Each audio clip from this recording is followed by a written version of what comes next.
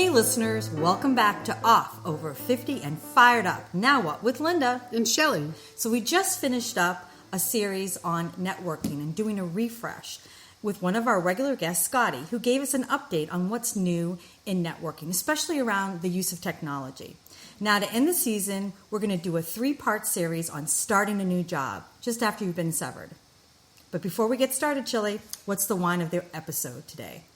Well, Linda, I thought for this series, it would be a good idea to have our guests give their wine recommendations. I think that's an excellent idea. Perhaps we'll get something besides a red this time. Yeah, maybe you will. So now, let's get to our handoff discussion this week, starting a new job. In this first series, we're going to be really talking about what are the success factors. So I'm really excited. We're going to have a one-off. We've been returning guests, Prem, Betsy, and Jelena, who have recently landed new jobs in the last probably 9 months. So, welcome everyone. Hi. Hello. Glad to be back. Hi. Thanks for having us. So, Shelley told me that each of you have a wine recommendation. So, before we get started, it would be great for one of you to lead off with that. Linda, I'm happy to offer up a wine recommendation. I love Sauvignon Blancs, and particularly been drinking a Cloudy Bay 2018, and just a really refreshing, perfect drink leading up into the summer. That sounds great to me anyway. Right, Shelley? Oh, absolutely. I can't wait to try it. That's a great recommendation for all of our white wine drinkers out there. So, cheers! Cheers!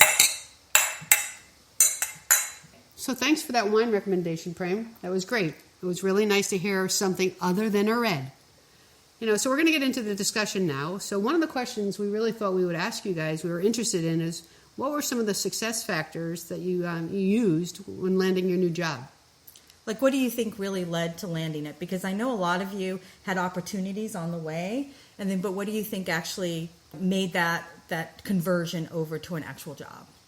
Yeah, so I'll start out, Linda. So, the things that I know I've come and talked in the past about, a little bit about networking, and that actually is what ended up helping me get my job. So, once I learned of the, the severing and obviously the opportunities to go out and look for new work, I spent a lot of time meeting and talking to people in the industry I was in. And I was working in the e-commerce space. And as I was looking to those people to help me build networks in the industry, one of the people who was helping introduce me to other people actually had a role open at their organization.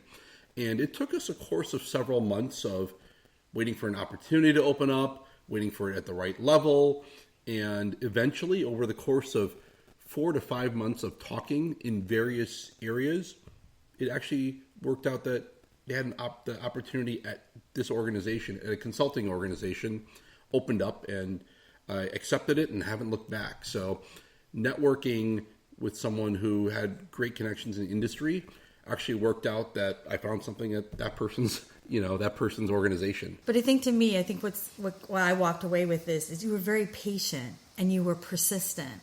Like you didn't, like some people, 4 to 5 months, wow, that's a lot of time.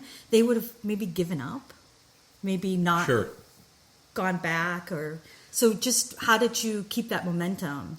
So, I think the interesting thing in this case was the person was helping me connect, right, outside of, I wasn't thinking I'm going to go work with this person.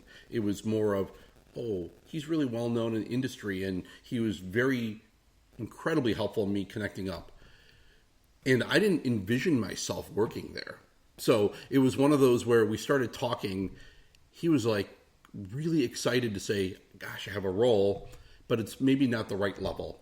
So, and since I wasn't really picturing working there, it wasn't necessarily like, oh, this is not really what I want. But over time, as I just thought about what are the right things I want to do, not just for the next step, the next job, but what do I want to do with my career? That's what made sense. So that, patience of talking, of learning about the role, of getting it to the right level, of understanding where could I take this role and grow in that role, and how could it help me for the long term. It took that time for me to kind of come to terms with, wait a minute, I'm really I was myopically thinking, here's exactly what I want. But when I started opening my mind a little bit more, I started realizing this is a great opportunity for not just the next job, but to really maybe look at this next phase in my career. So I like the idea that, you had the continuous networking. As you all know, Shelley Shut-In doesn't do any of that stuff, right? So I think it's great that you went in with a different change in mindset around, you know what, this I'm not looking for a job with this person. He's really going to help me. And then something else came of it. How about for you guys? Jelena and Betsy, what were some of the factors that worked well for you? I have to say again, networking, it was critical. The same for me, although slightly different path. There was this one person who was a friend of a friend who I've never even met, but who knew right from the get-go that I was searching. And every time she heard of an opportunity, she passed it along to me. So an internal recruiter from a company where I landed contacted her about this job, and she right away recommended me. And as we all know, it speaks a lot when you're recommended for a job versus when you just apply. So networking is key. And this person that I've never even met really has been amazingly helpful. Of course, I did maintain the relationship with her for the time as I was searching. And even now, staying in touch every month or so, hey, touching base, how are things and whatnot. So I think like probably most people out there, networking is key, and I can't stress it enough. So not good news for Shelley, the shut-in. No, but referrals, too, though. But Yes. I like what Jelena said about just even having that one referral is really, really critical. Did you leverage a referral, Betsy? Yes. So I'm going to essentially back up everything that Prem and Jelena said in that for my role, it was definitely about networking and also referrals. So the thing that was actually pretty amazing was on the day that I had, gone into LinkedIn to do, kind of my regular job searches. Plus I had other things kind of, simmering, but went in to see if there was anything new. A role had come up, which looked interesting. And I'm not joking. I had 3 people then forward it to me that exact same day. And then I had even the company, one of the recruiters, reach out to me that had found me on LinkedIn. So it's kind of like the perfect story there, the planets coming together, that everybody's coming together for this role thinking that it would be a good fit for me.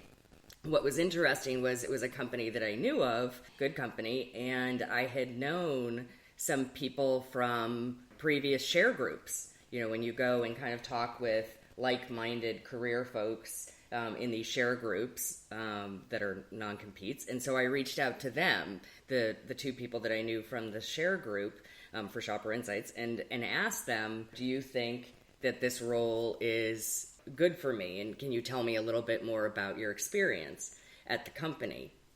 And one person had actually been with the company over 20 years. So that obviously, says very good things about the company. But a lot of people, so those 2 people said, I think you would be a good fit, in this organization.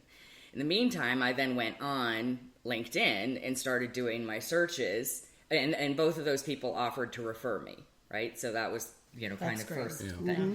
Then I went back into LinkedIn to see if I knew anybody else at this organization, and lo and behold, it was somebody that I had known from the company that we were severed from that now was working there, but I didn't realize she had just moved there.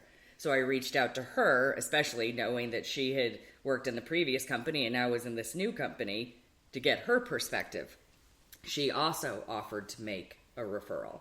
And so then I applied, was going through the process, but what was so great is that the, kind of 3 referrals all offered me different perspectives in terms of how to prepare for the interviews, or, they asked who I was interviewing with, so knew some hot buttons for some of those people. So I got some of that background before I even got to go into the interviews. The other thing is that I do a lot of research into who I'm meeting with for any of the job interviews I went on. And I would go and I would, search them out. I would look in LinkedIn. I would try to find them on Facebook. I would try to find everything. And I would build little stories about each person, so I knew that before I went in. So I'd have kind of an opening in the interview process of just, being able to reach out and connect on something that I saw. And so from the referrals, the networking, and kind of research is really how I landed the job that I'm in. That's really interesting that all 3 of you had the network and the referrals as a common theme and set. So that says a lot about keeping yourself connected, keeping yourself out there at all times, and then having enough of a relationship that someone feels comfortable enough to give you that referral. And I think it's interesting. I like to kind of go off the last thing that Betsy talked about is interviewing, because to me, that's where the decisions are made, right? Is in that interviewing session. So you did all this research on the people to understand, and you even did stories about each one, which is really interesting. I've never heard that perspective. I'm wondering for Jelena, Prem, what do you think made the difference from the interviewing process to actually convert this into a job? Linda, I'm going to have a little different take on this, actually. So, to me, what I'm even listening to Betsy and Jelena and all, I think it comes down to, trust, right? It's establishing your brand out there and ensuring that the people that you're talking to, so like in my case, the network person who was helping me because he got to know me over the course of a lot of work in a prior role, and we developed trust. And so he started looking into me and saying, I really like this person. I like the way they interact and work with people, and there was a lot of trust built. So what does that mean in terms of my interviewing? Because I developed that reputation, I think, of he had trust in me, there was another person on his team that I had worked with 10 years ago and actually became friends with. And we had a good trusting relationship. The interviews were almost secondary to the fact that I'd built a reputation. So I look at, they had me meet with the CEO of this organization. But the interview with the CEO, we were at this major event that this organization sponsored. I had coffee with him during the middle of one of the sessions in a side room. That was my interview. And it was not let's go through a star method of things that you've done. It wasn't any gotcha questions. It was all about, let me see, I already established somewhat of a story about me because he'd been asking around, and then try to feel cultural fit out. And then he liked me and referred me to two other senior people in the organization. And it's funny. A lot of times you hear interviewers come say, well, we want to make this really conversational. But they've got this list of 6 pages of star questions. The conversations I had with two different individuals was conversational. And it was obvious to me it was all around cultural fit. So it was like I'd already proven the capability for the role. Now they're going to feel out culture. But it was done in such a way that the interviews were. Does that make sense? Yeah, no, it wasn't like an interview. It was more like, do we like Prem as a person to have him on our team? That's really what it was about. Yeah. If it was a yes, then hey, he's our guy. Yeah. So it didn't feel like a traditional where I'd been on some interviews during my search with a couple organizations where I was definitely on interviews and I talked to 13 different people, I think, in one of the organizations. And I felt like I was being constantly pressure tested. And that's it's okay. I definitely had some of those. Definitely. Absolutely. Where, Betsy, like by the end, you can't get enough water because you've been just challenged every 2 seconds by a panel of people. Yeah, and at some point you're like, the fit doesn't feel right because it's like we always I look at interviews in these opportunities. It's a two-way street, right? Like, they're looking for me if I fit, but I'm also trying to feel them out and see if they fit for me. So I think I would say that the interviewing process was a little different, but it felt so right for what I was looking for. I want to ask Jelena and Betsy, Prem, you made some really good points around the fact that you've already built this relationship with these folks. You guys, both of you also, leveraged a lot of, references and referrals and had lots of good conversations. So do you feel like that also changed the interview approach? Like that it was more conversational and they were just kind of trying to feel you out besides also wanting to know, what you would actually bring to the table from qualifications. But do you feel like that networking thing did help you a little bit more in terms of changing the dynamics of the interview? For me, it was a little bit different than Prem. I feel like the interview process has never really been about kind of questions and answers because those types of interviews, I knew right away that I wouldn't make it or it wasn't the right fit.